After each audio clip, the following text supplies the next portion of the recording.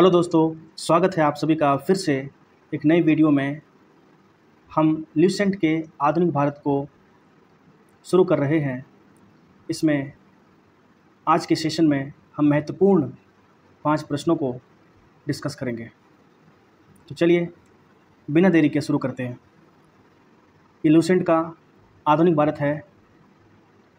अति महत्वपूर्ण प्रश्न परीक्षा के दृष्टिकोण से। पहला प्रश्न, मुगलकालीन इतिहास में लंपट मूर्ख किसे कहा गया है? देखिए, मुगलकालीन इतिहास में लंपट मूर्ख जहांदार शाह को कहा जाता है। जैसा कि आपको पता है कि सत्ता के संघर्ष में बहादुर शाह प्रथम औरंगजेब की मृत्यु के बाद पहला शासक बहादुर शाह प्रथम बना, जो 707 से 712 ईस्वी तक सत्ता पर आसीन रहा। इसके बाद 1712 ईस्वी से 1713 ईस्वी केवल 1 साल के लिए जहांदार शाह शासक बना, क्योंकि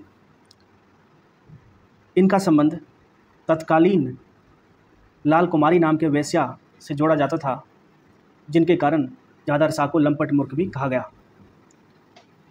बढ़ते हैं अगले प्रश्न की ओर। दूसरा प्रश्न है, किस मुगलकालीन शासक को रंगीला बादशाह कहा जाता है? ऑप्शन है मोहम्मद शाह, अहमद शाह, आलमगीर द्वितीय, शाह आलम द्वितीय। देखिए, मोहम्मद शाह को मुगल काल का रंगीला बादशाह कहा जाता है।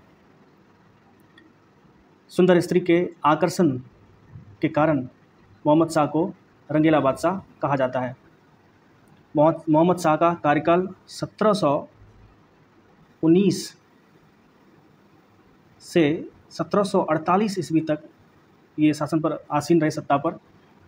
मुगल काल में जो किंग मेकर के रूप में थे, उनका नाम था सैयद बंदो।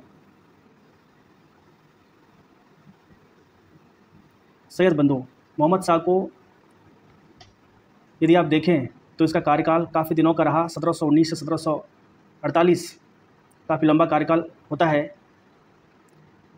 उत्तराधिकार के युद्ध के बाद सबसे लंबा कार्यकाल इन्हीं का था, क्योंकि इनसे पहले बहादुर शाह प्रथम को देखें, फारूक सियर को देखें, जहांदार शाह को देखें, इनके कार्यकाल के अपेक्षा इनकी कार्यकाल काफ़ी लंबी रही, क्योंकि इन्होंने सैयद बंधु के खेल को ख़त्म करना चाहा।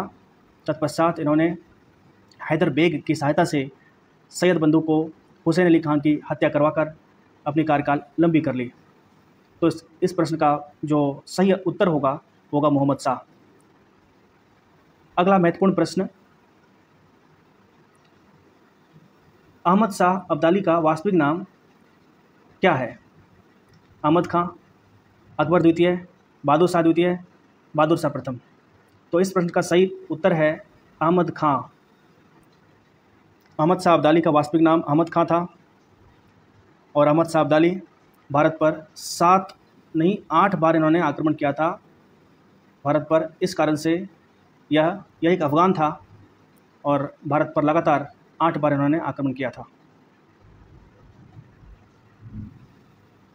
मुगलकालीन इतिहास में किसे घृणित कायर कहा गया है?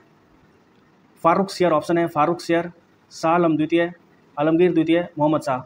देखिए, मुगलकालीन इतिहास में घृणित कायर फारूक सियर को कहा गया है, क्योंकि फारूक सियर 1517 ईस्वी और 1515 से 1517 ईस्वी के बीच एक जानलेवा घाव से पीड़ित था।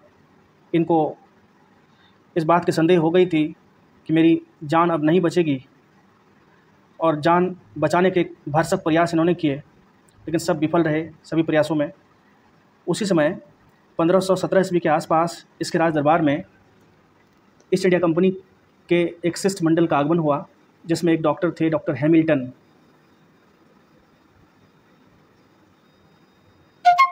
डॉक्टर हैमिल्टन ने इनके घाव को ठीक कर दिया। इससे खुश होकर फारूक सियर ने उनको पूरे भारत में कहीं पर भी टैक्स फ्री ट्रेड करने की अनुमति प्रदान कर दी। साथ ही साथ इन्होंने उनको उनके सिक्कों को भी मान्यता प्रदान कर दी। इसी बात को लेकर पूरी प्रजा इनको घृणित कायर के नाम से पुकारने लगी।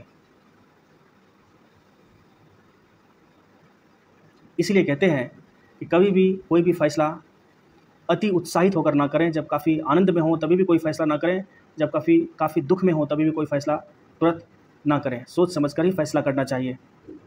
हमारा इस सीरीज़ का अंतिम प्रश्न है, अवध प्रांत की स्थापना किसने की? ऑप्शन है सादत खां, चिंग्लीज़ खां, सादतुल्ला खां और मुबारक खां। इस प्रश्न का सही उत्तर है सादत खां। सादत खां एक ईरानी शासक था। उत्तराधिकार के युद्ध के बाद कई सारे प्रांत स्वतंत्र हो गए, जिसमें से अवध पहला प्रांत था और इसकी स्थापना सादत खां ने किया था। सादत खां को मोहम्मद शाह ने, और ये सभी प्रांत जो अलग हुए थे उसमें अवध था, हैदराबाद था और भी बहुत सारे प्रांत थे। इनमें अवध के संस्थापक सादत खां थे, जो कि एक ईरानी थे, और मोहम्मद शाह ने सादत खां को बुरहानुल मुल्क की उपाधि प्रदान की थी। बुरहानुल मुल्क।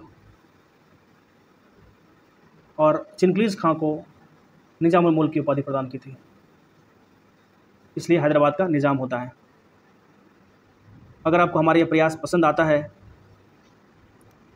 तो हमें लाइक और सब्सक्राइब कर सपोर्ट कर सकते हैं। धन्यवाद।